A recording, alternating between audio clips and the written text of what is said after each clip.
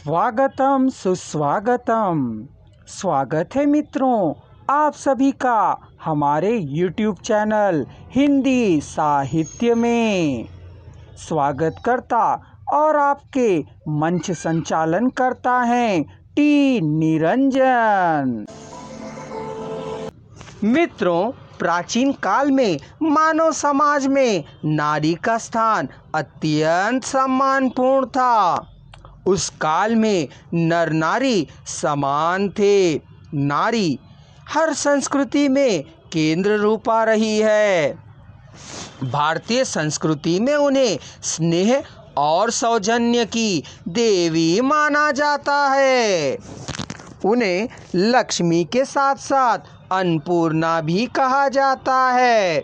मातृ देवी भव यह नारी महिमा का सबसे पहला उद्घोष है। नारी वात्सल्य, कोमलता, दया, त्याग, ममता और बलिदान की सुंदर मूर्ति है। नारी के अभाव में मानव शुष्क और समाज अपूर्ण है। यत्र नार्यस्तु पूज्यतो रमन्ते तत्र देवता के गीत आज भी गाए जाते हैं। मित्रों, ऐसा कहा जाता है कि ईश्वर शब्द है तो नारी उसका अर्थ।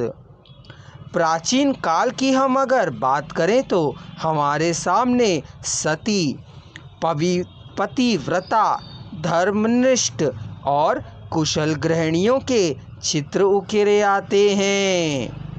प्राचीन काल में भारतीय नारियां विदुषी होती थीं, जैसे सीता, द्रौपदी, दमयंती, मैत्री, गार्गी और अनसुईया।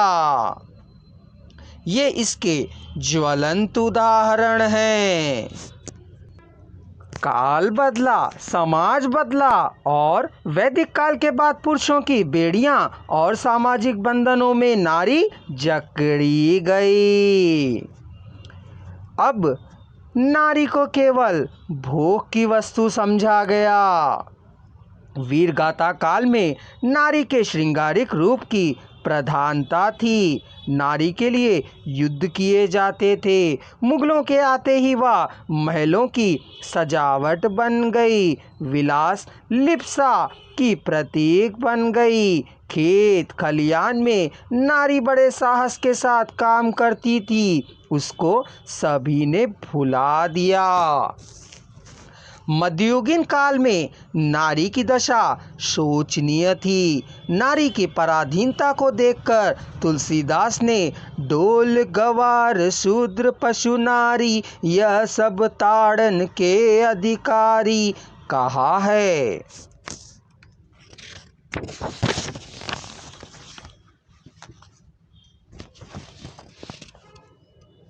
सुबह से लेकर शाम तक मित्रों, नारी विभिन्न अंधविश्वासों में अटक गई है। ऋग्वेद के अनुसार पत्नी ही घर परिवार है। महाभारत में नारी के बारे में घोषणा की गई है। अर्ध भार्या मनुष्यस्या भार्या श्रेष्ठ तमा सखिया। कालांतर में नारी के प्रति यह सखा भाव भी फीका सा पड़ गया। आधुनिक युग में राजनीतिक व्यवस्था, पाश्चात्य सभ्यता, संत तथा समाज सुधारक, शिक्षा व्यवस्था आदि कारणों से नारी जागरण को अधिक मात्रा में गति मिली है। सच यह है कि वर्तमान युग में नारी के परंपरागत बंधन छूटने लगे और नारी का आज पुरुषों के बराबरी में आने का सफल प्रयास हुआ।